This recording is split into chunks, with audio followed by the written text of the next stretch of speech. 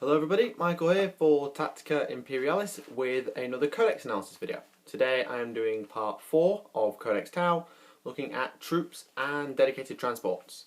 There's only 2 troop choices in the whole Codex and 1 dedicated transport actually. So this might not be as long as other parts in the series, but don't lose heart, it's still as valuable as the rest of them, particularly because this is the core of your Tau army, so you need to know this stuff. Well, I think you need to know this stuff. If people think they know the stuff, that's their prerogative. Oh well, I'm going to stop rambling. Anyway, first troop choice is the iconic Fire Warrior team. They are 9 points a model, and you can take between 6 and 12. So your squad size goes between costing 54 points and 108 points. Why they work in such stupid denominations, I don't know. I really don't know. But they're 9 points, and for that you get Weapon Skill 2, Ballistic Skill 3, Strength and Toughness 3, a Wound, Initiative 2, 1 Attack, Leadership 7, a 4+ Save, Combat Armour, a Pulse Rifle, Photon Grenades, and Supporting Fire. And that stat line is probably the worst stat line I have seen anywhere. It's awful. I mean, that's Imperial Guard Conscript bad. That's a worse stat line than a Guardsman. It's definitely a worse stat line than a Guardsman in Carapace Armour, who has an extra initiative and an extra weapon skill. So compared to a veteran, because that's I think the nearest comparison, who got 7 points, you're losing a weapon skill, a ballistic skill, an initiative, and a leadership point. You're gaining +1 to your armor save, but it's a naff stat line. I'm not going to lie. What makes it so good is the pulse rifle and supporting fire. As I say, you can take 6 extra on top of the 6 you have, so you've got between 6 and 12. And any model may exchange pulse rifle for pulse carbine. So instead of being rapid fire 30-inch range, you're 18-inch assault 2. I don't understand why you would take this option, unless actually I don't know why you would take this option. I would really suggest that pulse rifles are the way to go every time, because you don't really want to assault with a Fire Warrior team ever, really. May upgrade 1 Fire Warrior to a Chasseur, who is like a sergeant, and that gets you an extra leadership point and an extra attack. I definitely say it's worthwhile most of the time, because leadership 8 is a damn sight better than leadership 7. He may take a Margalite and target lock for 15 points. If you're going to do it, because a Margalite is useful and a target lock means you can fire it elsewhere, but you are losing a pulse rifle if you do that. But there are worse things.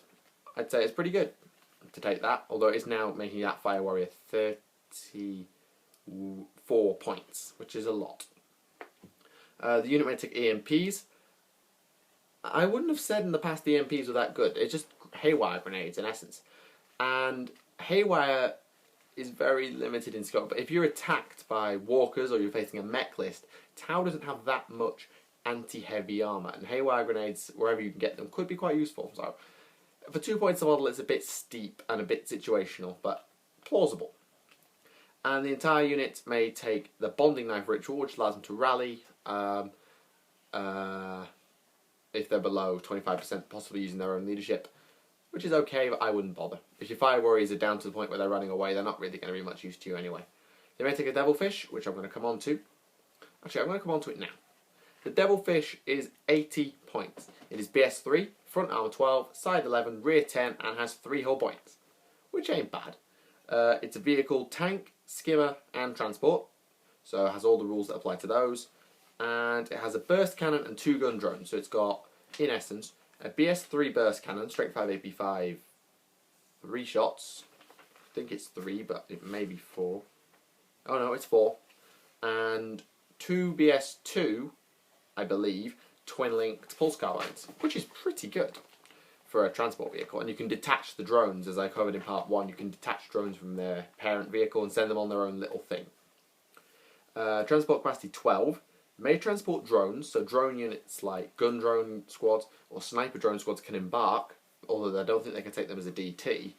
But it may not transport models with bulky, very bulky, or extremely bulky, so it can't transport a battlesuit, pretty much, of any kind, because, actually, I stand corrected, it can carry a stealth suit, because it doesn't have the bulky special rule. So it can carry stealth teams. If you put Shadow Sun in there, could you carry Shadow Sun? I'll find out in a second. Yeah, in theory you could put Shadow Sun in one as well. But to be fair, stealth suits work better on foot. May exchange both gun drones for a twin-link smart missile system, which is similar sort of scale in terms of number of shots, but I think you get a longer range for it. And of course you're now at BS3. Yeah, smart missile system is the same stat line, but it's got 30-inch range and has ignores cover and homing. I think that means it can fire around corners, which is damn useful. It just gets around the fact that drones can disappear and fly off. It can shoot around corners, and it's 30-inch range. May take up to 2 seeker missiles, which can be fired using marker lights at BS5, or can be fired independently as hunter-killers, but at BS3. And it may take items from the Vehicle Battle Systems list, which include the Black Sun Filter, which is night vision and immunity to blind, and that's 1 point. Is it worth it? Maybe. I would probably say no, but it may be.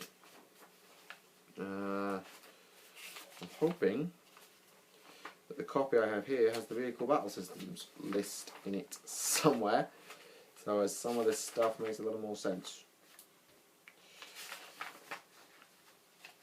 Nope. Okay, this could get awkward. Actually, it's at the back of here what I'm on about.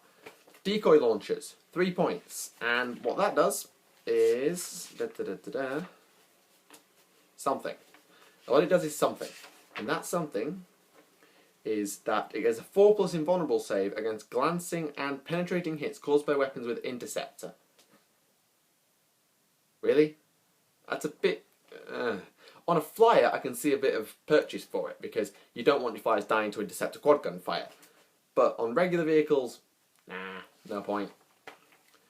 Automated repair system.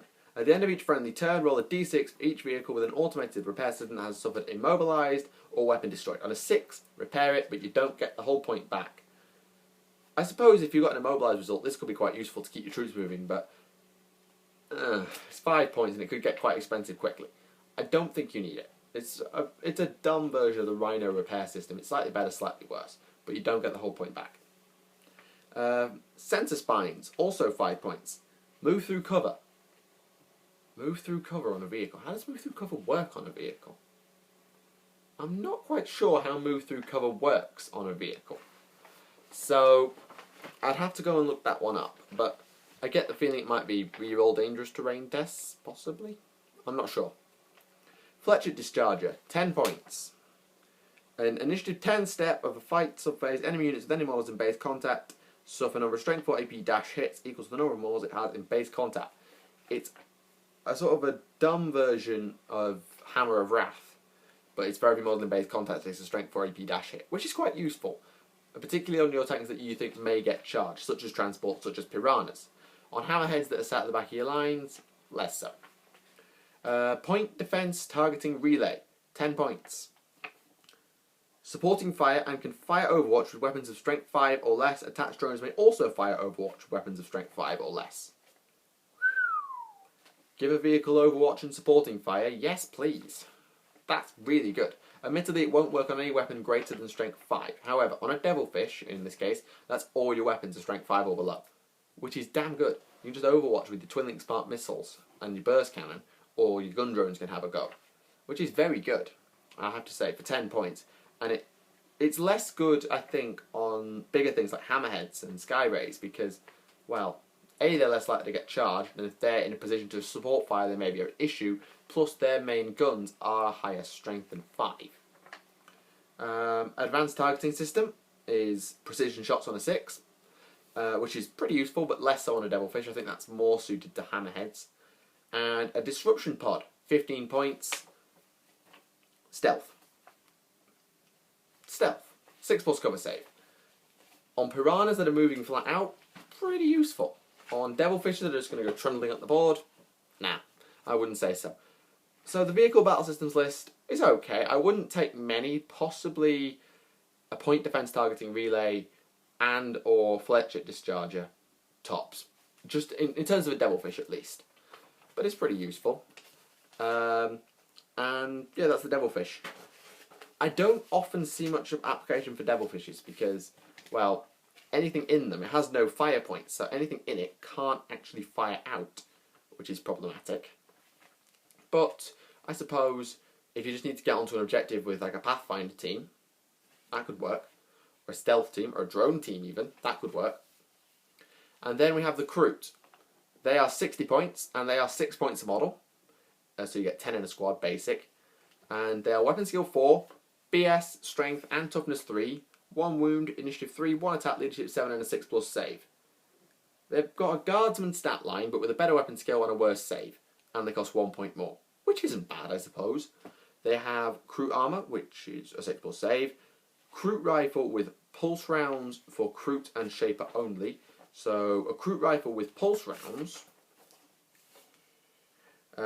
is 24 range range, strength 4, AP 6, rapid fire. It's a worse version of a bolt gun. But to be fair, a bolt gun ain't bad, even if it's AP 6. And if you take a Kroot Rider, he has a Kroot gun. Now, all Kroot units have infiltrate, move through cover, and stealth in forest. So if you're in a wood thing, you get a 6+ cover save, or a 5+ if it's night fighting. You may take up to 10 additional Kroot for 6 points a model.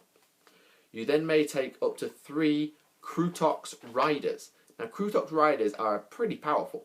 They're strength 4 AP, strength 4, strength 6, weapon skill 4, ballistic skill 3, strength 6, toughness 3, 2 wounds, initiative 3, 2 attacks, leadership 7, and a 6+ save.